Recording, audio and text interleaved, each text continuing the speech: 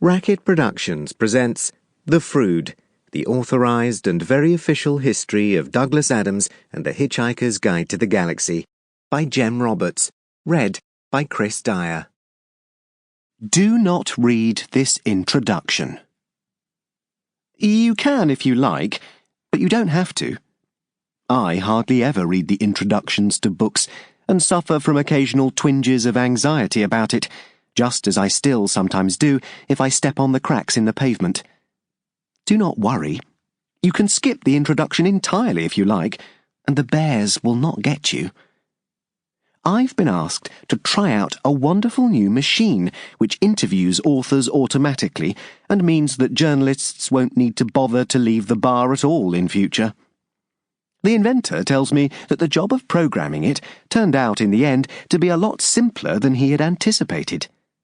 He had at first gone to all the trouble of devising elaborate parsing routines to analyse all the questions that journalists might ideally ask, select them, merge them, and arrive thereby at a kind of quintessential synthesis, the perfect author interview.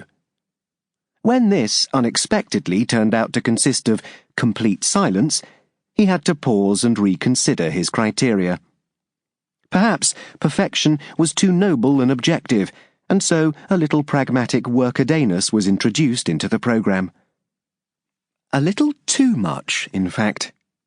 When the machine was, at length, prized out of the local pub and sobered up with a couple of quick zips through the sieve of Eratosthenes, it announced that it had lost patience with the whole silly exercise, since it should be perfectly clear to any idiot, though not, it admitted, to its inventor, who was a genius and therefore easily fooled, that journalists all asked exactly the same questions anyway.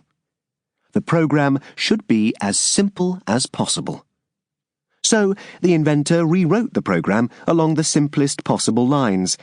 Simple, that is, by his standards. Remember, we are speaking here of genius. Until the machine seemed satisfied with itself. Yet the inventor remains anxious. He suspects the machine of having got a kind of satirical glitch from somewhere. But, like all malfunctioning machines, it only goes wrong whenever anybody capable of putting it right is not watching. He has asked me to field test it and treat it very gently, as it's a prototype. I have agreed, but I don't like the way the thing looks at me at all. Luckily, I am prepared. Well, Douglas, I thought that instead of asking the same old obvious... Sample complete. Ready to continue?